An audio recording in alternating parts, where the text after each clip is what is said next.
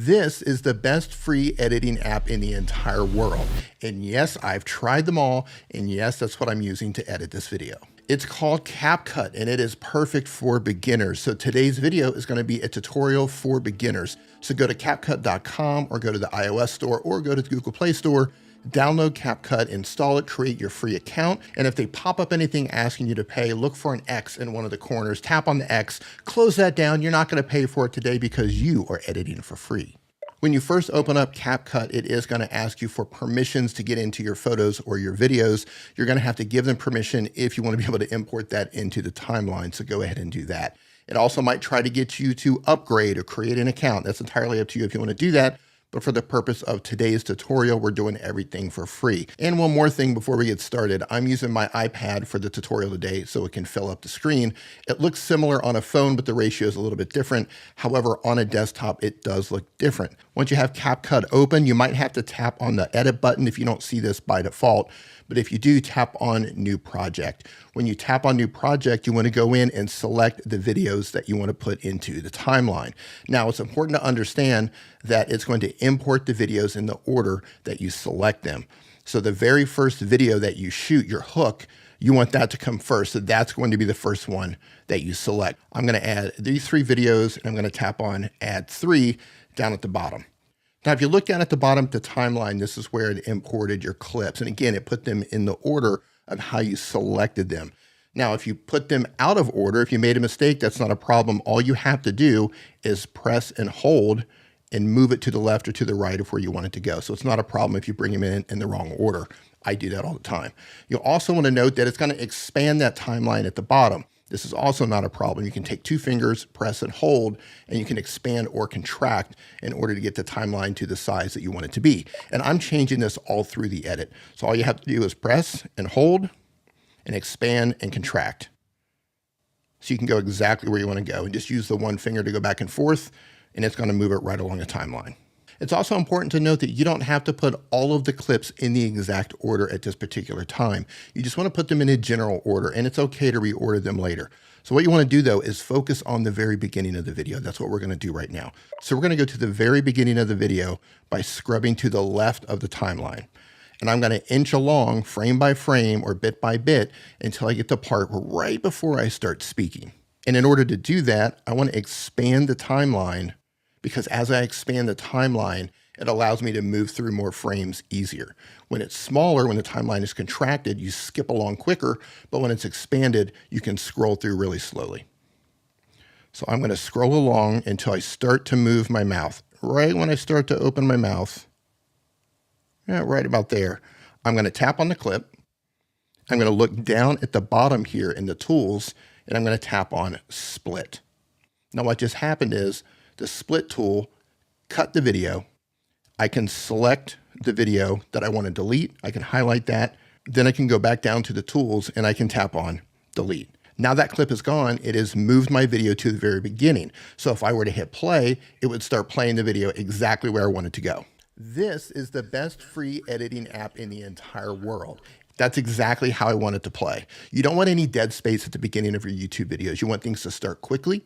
You want to get the message directly to the viewer to let them know that they clicked on the right video, and you don't want to waste their time. And if this feels awkward to you at first because you're not used to editing, keep going, keep practicing. This does get easier. And if you're on a phone, you're going to be doing a lot of pinching and zooming with your thumbs. That's okay too. Do this however you want. Practice as much as you need to practice. You will get the hang of it, and it gets a lot easier. So now that I had the very beginning worked out, I'm going to scrub along and I'm going to play it and I'm going to listen to see where I stop speaking. I might want to put another cut there. So I'm going to play along and see what I do here, because I actually don't remember. This is the best free editing app in the entire world. And yes, I've tried them all. And yes, that's what I'm using to edit this video. Okay, so I made an obvious pause there and I looked away.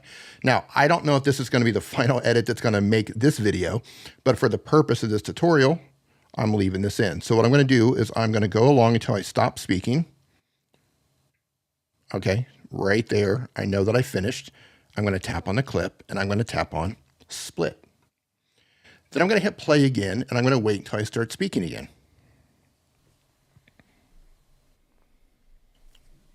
It's available on your phone, your tablets, and your okay, I messed up.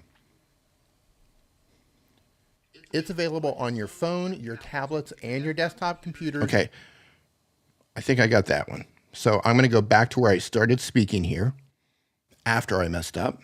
It's already selected, so I'm going to tap on split again. Then I'm going to delete the clip that I don't want, and it's automatically going to close those two clips. So now we have this I'm using to edit this video.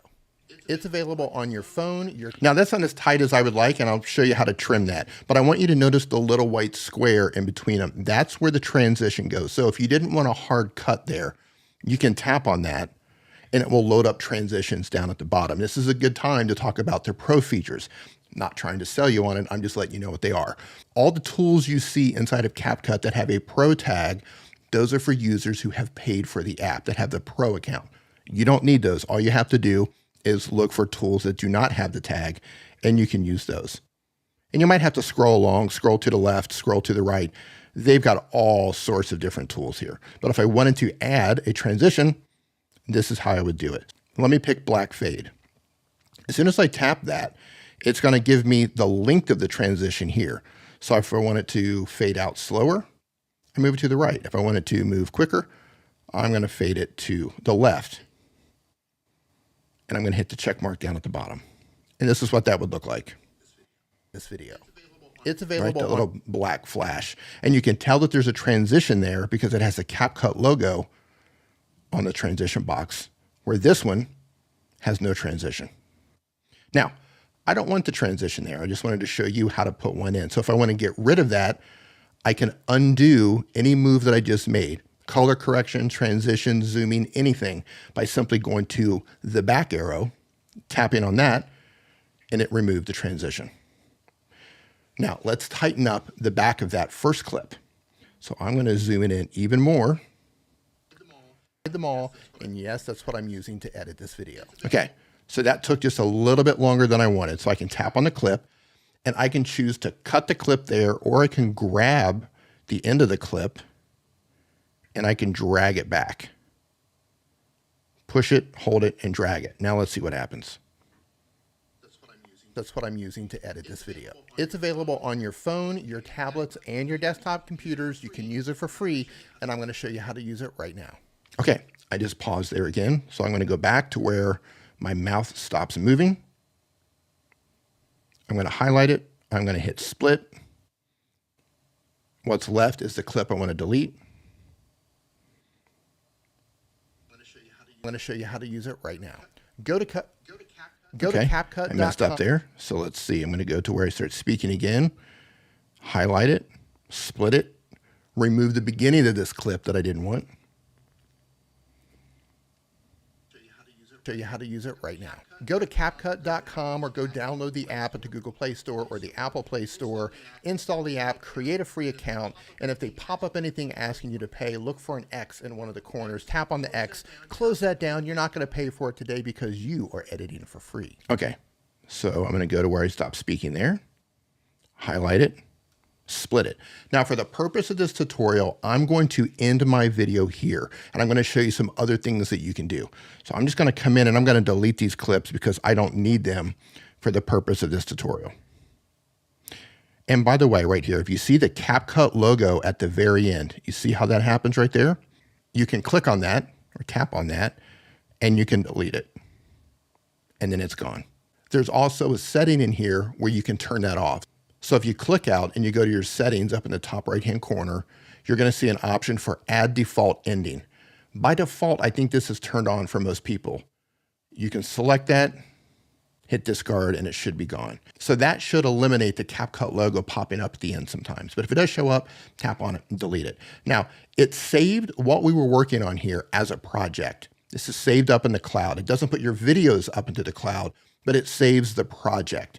So all the projects that you create, it's going to save those individual projects right here. And you can tap on the three little dots, or the ellipsis, I believe it's called. You can rename it, you can duplicate it, you can back it up, you can upload it to Google Drive or something, etc. Or go back in by simply tapping on it. Now, this is the very basic of video editing. You've learned how to cut, you've learned how to trim at the playheads, you've learned how to add a transition, you've learned how to adjust the volume. There's all kinds of other things that you can do, such as adding text, cut out the background, you can add stickers, go into detailed adjustments of colors, etc. And we can do all of that in future videos. I just want you to get up and running with the very basics of video editing, and that's what we're doing today. So once you have your basic video edited and put together, I want you to look up in the top right-hand corner. On my app, it says 1080p. Tap on that, and this is where it's important to understand the quality of the footage that you recorded. My footage was recorded at 4K, and I want to export at 4K. So I'm going to increase the resolution to 4K. My frame rate was recorded at 30 frames per second. You'll have to look at your camera or your phone to see what you've recorded. If you've recorded at 24 frames per second, move it there. If it's 25, if it's 30, if it's 60, etc. So I'm at 4K, 30 frames per second. And the code rate, the bit rate for rendering it out, you can leave it at recommended or you can test it out on high to see which one works the best. I usually leave mine for recommended. I don't mess with HDR. You can experiment to see how that works for you. I don't use it. Now, once you have all of this set and your video is completely edited to exactly how you want it to be, all you have to do is tap on the upload arrow, and it's going to give you the option to save the video to the device. Now it's going to export the footage and render out the video, and obviously the more powerful your device is and the shorter your clip is, the faster this is going to happen. Once it's finished, it's going to dump you back into the project page, and you need to go locate that video by going into your video gallery. That's where it's going to export your video to. Then upload that video to YouTube.